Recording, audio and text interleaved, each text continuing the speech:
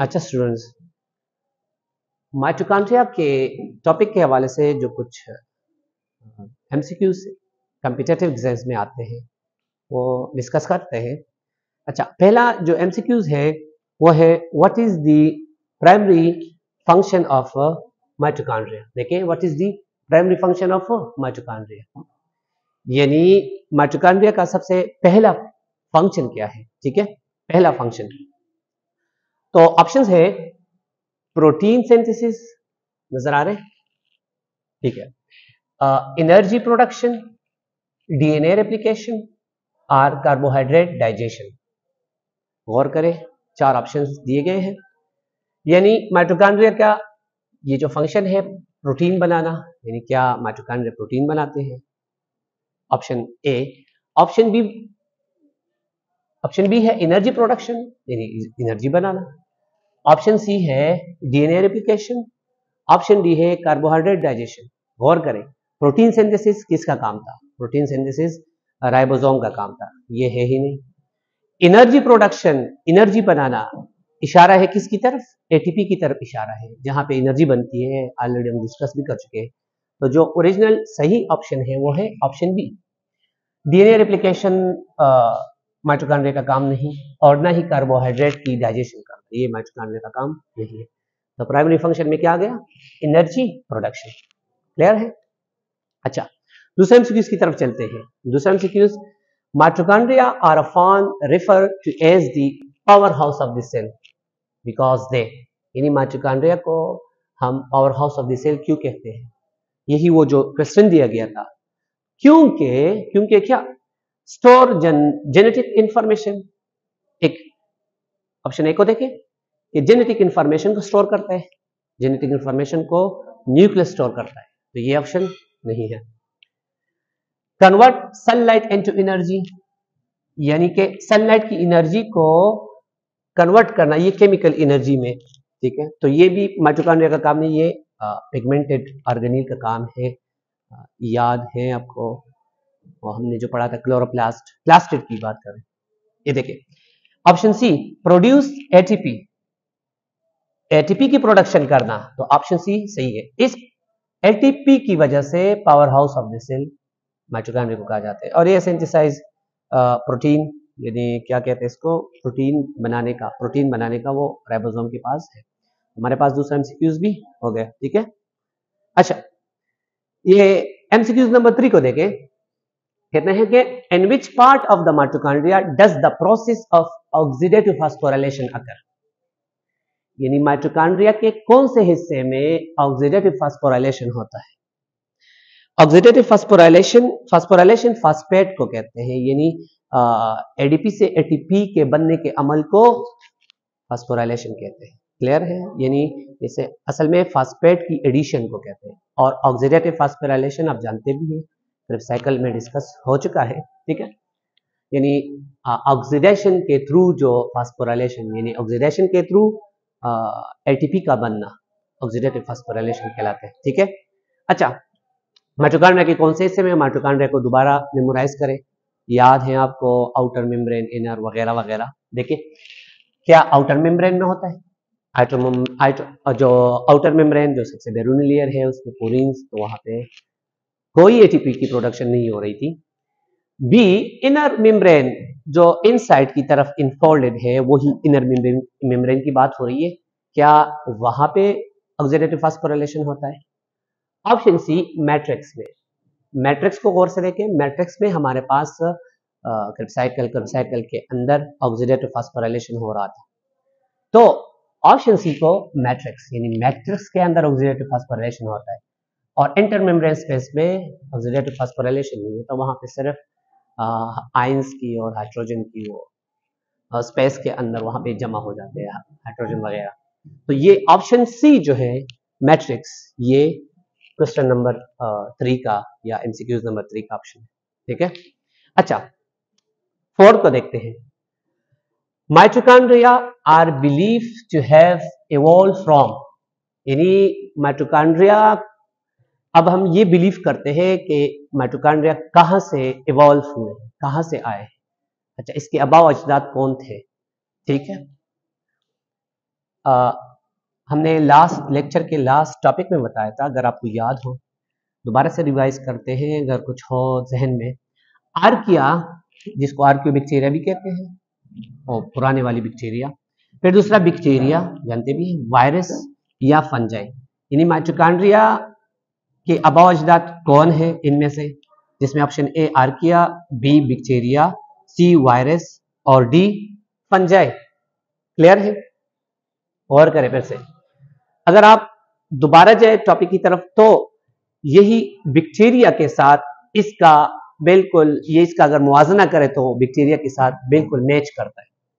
यानी हमने लेक्चर में ऑलरेडी डिस्कस किया था कि बैक्टीरिया का जो राइबोसोम है और माइटोकॉन्ड्रिया का जो राइबोसोम है, जो मैट्रिक्स के अंदर था, याद है ना? आपको याद है? ठीक है। अच्छा, तो वो बैक्टीरिया और माइटोकॉन्ड्रिया का जो मुआवजा करे राइबोसोम के हवाले से, तो बैक्टीरिया का जो राइबोसोम का सेटवर्क साइज था वो इस माइटोकॉन्ड्रिया के सेटवर्क के साइज के बराबर था। ठीक है, एक तो ये मैच करता है। दूसरा, बैक्टीरिया के अंदर डीएनए सर्कुलर होता है, माइटोकॉन्ड्रिया के अंदर भी मैट्रिक्स के अंदर डीएनए सर्कुलर होता है। ठीक है, तो और भी इसके अंदर अगर मुआवजा किया जाए तो है बहुत ज्यादा, वो कभी डिस्कस करेंगे। तो इसलिए माइटोकॉन्ड्रिया जो है इवॉल्व हुआ है किस बैक्टीरिया से। क्लियर है? चौथा एमसीक्यूज भी हो गया। अच्छा, पांचवा की तरफ चलते हैं। पांचवा में कहते हैं which metabolic process occur in the matrix of the mitochondria. यानी कौन सा जो केमिकल रिएक्शन होता है, मेटाबॉलिक ऑल केमिकल रिएक्शन को कहते हैं, जिसमें एनाबॉलिज्म और कैटाबॉलिज्म दोनों में शामिल है। तो metabolic process occurs in the matrix of the matrix, कौन सा प्रोसेस की बात हो रही है? ठीक है, ग्लाइकोलाइसिस यानी ग्लूकोज की ब्रेकडाउन, वो तो साइटोप्लाज्म में होता है, ये ऑप्शन है ही नहीं। Cribs cycle, citric acid cycle, cribs cycle इसका दूसरा नाम है सिट्रिक एसिड साइकिल। ठीक है। अच्छा, C number electron transport chain, वो यहाँ पे नहीं होता, वो क्रिस्टाई और क्रिस्टाई के जो होता है क्रिस्टाई के अंदर इनर मेम्ब्रेन में। और फोटोसिंथेसिस तो ऑप्शन है ही नहीं, डी नंबर ऑप्शन, क्योंकि फोटोसिंथेसिस कुछ और प्लास्टिड्स के अंदर, क्लोरोप्लास्ट उसके अंदर होता है। तो option B Krebs cycle, citric acid cycle जो मैट्रिक्स के अंदर, माइटोकॉन्ड्रिया के मैट्रिक्स में होता है। ठीक है। अच्छा, 6 नंबर एमसीक्यूज को देखें। In which type of cells are mitochondria absent as mention in the paragraph. और पैराग्राफ को याद करें तो पैराग्राफ के अंदर जो दिया गया था कि कौन से सेल्स के अंदर माइटोकॉन्ड्रिया एब्सेंट है, ये बात हो रही है यूकेरियोटिक सेल। ठीक है, यूकेरियोटिक सेल की बात हो रही है। ठीक है। अच्छा, ऑप्शन नंबर 1 नर्व सेल, जो न्यूरॉन के सेल्स होते हैं, नर्वस सिस्टम के सेल्स को कहते हैं nerve cell, neuron, nervous system. ठीक है। दूसरा liver, hepatic cell, liver cell के अंदर, नर्व सेल्स के अंदर भी पाए जाते हैं, लिवर सेल के अंदर भी होते हैं। रेड ब्लड सेल, इसको आरबीसीज कहते हैं, या मसल सेल के अंदर बहुत ज्यादा होते हैं। रेड ब्लड सेल, ये मैच्योर रेड ब्लड सेल की बात हो रही है, जो रेड ब्लड सेल मैच्योर हो जाते हैं तो उसके अंदर माइटोकॉन्ड्रिया नहीं पाए जाते। तो यहाँ पे रेड ब्लड सेल ऑप्शन है, यहाँ पर माइटोकॉन्ड्रिया एब्सेंट होते हैं। ठीक है। अच्छा, MCQs number 7.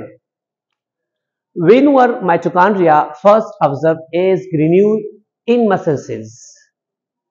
यानी माइटोकॉन्ड्रिया को सबसे पहले जो देखा गया था, मुशाहिदा किया गया था उसका एज अ ग्रेन्यूल, दानेदार स्ट्रक्चर मसल सेल्स के अंदर। यानी मसल सेल में सबसे पहले माइटोकॉन्ड्रिया को, कौन से तारीख की बात हो रही है, कौन से तारीख को? तो ये MCQs कभी कम्पिटिटिव एग्जाम में आ जाते हैं, तारीख के हवाले से 1-2 MCQs कभी कभार आ जाते हैं।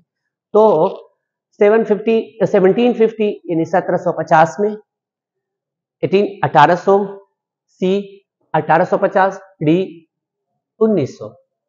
याद करें, केलिकर साइंसदान ने 1850 में माइटोकॉन्ड्रिया को सबसे पहले as a granule muscle cells के अंदर देखा। ठीक है। अच्छा, 8 नंबर एमसीक्यूज।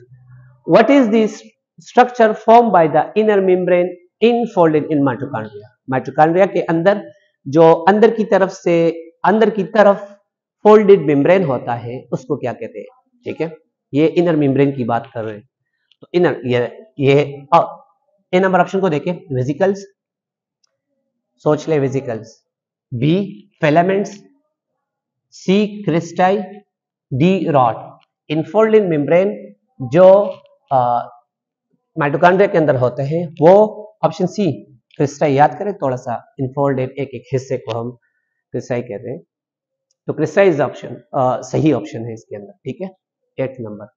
9 नंबर को देखें, what type of genetic material is found inside mitochondria. Mitochondria के अंदर जेनेटिक मटेरियल कौन सा पाया जाता है, ठीक है। जेनेटिक मटेरियल यहाँ पे जीन्स होते हैं, ठीक है। जीन्स कहाँ पे पाए जाते हैं वो तफसील पर न्यूक्लियस में पढ़ेंगे। अच्छा, ऑप्शन देखे, what type of genetic material is found inside mitochondria. A number option है DNA, RNA, C number option protein, D lipids. याद रख के पहले तो इसको समझ लें, जेनेटिक मटेरियल हमारे पास डीएनए होता है, ठीक है। आरएनए का भी कुछ है, क्रोमोसोम वगैरह, तो ये दो ऑप्शन तो है ही नहीं, प्रोटीन और लिपिड्स, वो बायोलॉजिकल मॉलिक्यूल्स है, ठीक है। आरएनए डीएनए की बात हो रही, तो genetic material found inside mitochondria is DNA. RNA भी होता है, लेकिन यहाँ पे ऑप्शन डीएनए की तरफ इशारा है, ठीक है। इस जेनेटिक मटेरियल की वजह से माइटोकॉन्ड्रिया को ये खुद वो सेल्फ रिप्लिकेटिंग ऑर्गेनील भी पाए, सेल्फ रिप्लिकेटिंग ऑर्गेनील भी यानी रिप्लिकेशन खुद कर सकते हैं डीएनए की वजह से, तो यहाँ पे ऑप्शन डीएनए है, ठीक है। अच्छा, 10 नंबर एमसीक्यूज हैं। In which organelles do all the reaction of aerobic respiration take place? ये बहुत आसान एमसीक्यू है, यानी कौन से ऑर्गेनील्स के अंदर एरोबिक रिस्पायरेशन होते हैं। एरोबिक एयर से निकला है, ठीक है, यानी ऑक्सीजन की बात हो रही है कि ऑक्सीजन की जो बात होती है, यानी वो रिस्पायरेशन जिसमें ऑक्सीजन की जरूरत हो उसको एरोबिक कहते हैं। तो एरोबिक रिस्पायरेशन टेक प्लेस कहाँ पे, न्यूक्लियस के अंदर बिल्कुल नहीं, एरोबिक रिस्पायरेशन होता नहीं है, रिस्पायरेशन इधर नहीं होता, तो यही माइटोकॉन्ड्रिया है। गोल्गी अपरेटस के अंदर भी नहीं और प्लाज्मा रेटिकुलम के अंदर भी नहीं, तो माइटोकॉन्ड्रिया इज राइट आंसर, ठीक है। तो बस आज के लिए 10 ही काफ़ी है, 10 एमसीक्यूज माइटोकॉन्ड्रिया के हवाले से, कुछ कम्पिटिटिव एग्जाम्स में आते हैं, मुख्तलिफ एग्जाम्स में, तो ये इसको नोट करें, ये शायद मैं आपको फिर बाद में दे भी दूँ, ठीक है। बस इतना काफ़ी है आज के लिए। Thank you class.